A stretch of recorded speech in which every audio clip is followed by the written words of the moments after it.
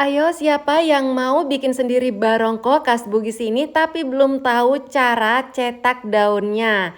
Nah, tonton video ini sampai habis ya, karena di sini saya akan fokus untuk membahas terkait tata cara membuat cetakan barongkonya sekaligus resepnya ya.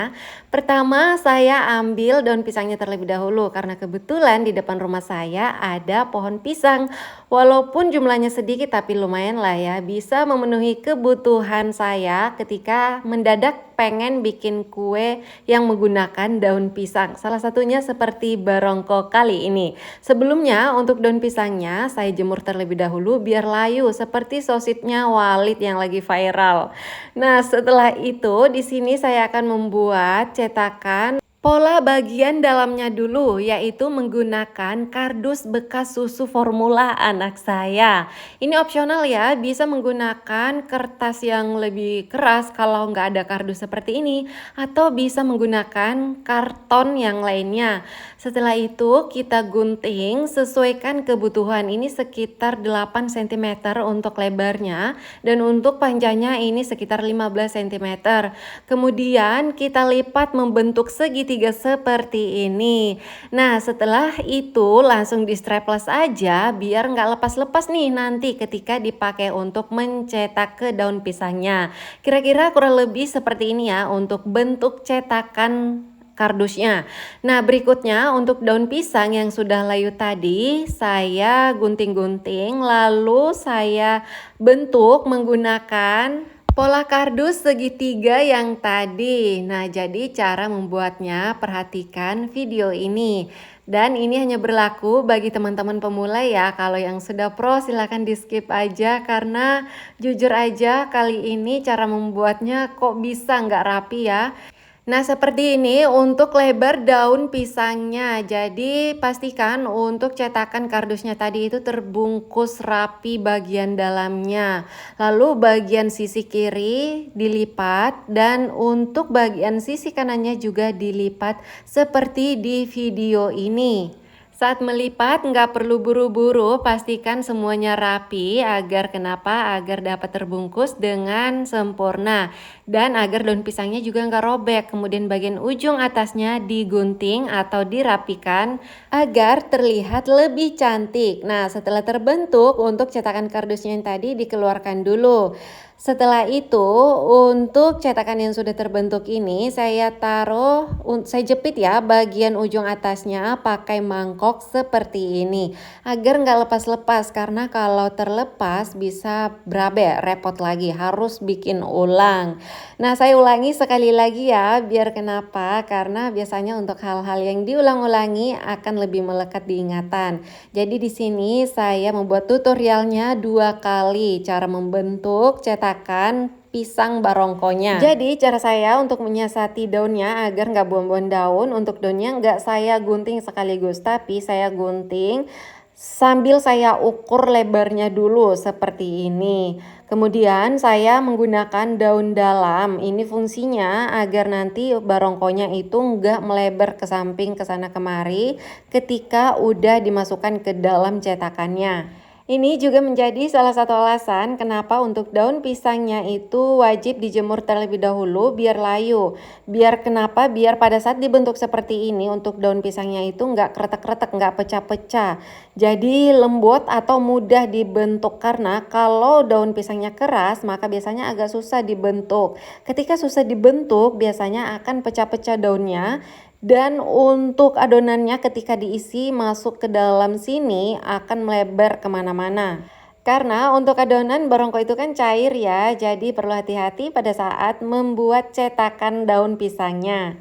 Selain itu, untuk ukuran daun pisangnya juga mempengaruhi untuk hasil cetakannya seperti ini. Nah, ini daun pisangnya cukup lebar, jadi hasilnya sangat cantik. Kalau daun pisangnya kurang lebar, biasanya nggak saling menutupi bagian ujungnya. Nah, setelah itu kita keluarkan lagi untuk cetakan kardusnya, lalu kita tata kembali di sini agar tidak terbongkar.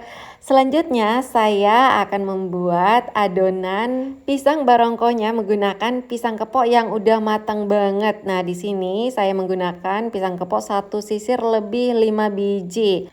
Tipsnya buat teman-teman yang mau dijual barongkonya, Disarankan ambil bagian luarnya aja ya seperti ini, bagian tengah pisangnya nggak usah digunakan.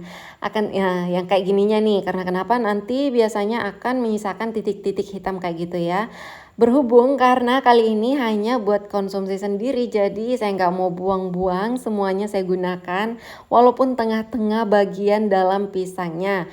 Nah, di sini juga saya menggunakan media gelas untuk melumatkan pisang yang ada. Tapi teman-teman bisa menggunakan blender atau mixer jika mau. Setelah semua pisangnya sudah lumat, saya tambahkan santan instan sebanyak 200 ml. Akan tetapi jika menggunakan kelapa utuh, maka disarankan kalau satu sisir pisang, maka gunakanlah 1 butir kelapa utuh diparut. Selanjutnya saya tambahkan untuk garam setengah sendok makan, ini opsional.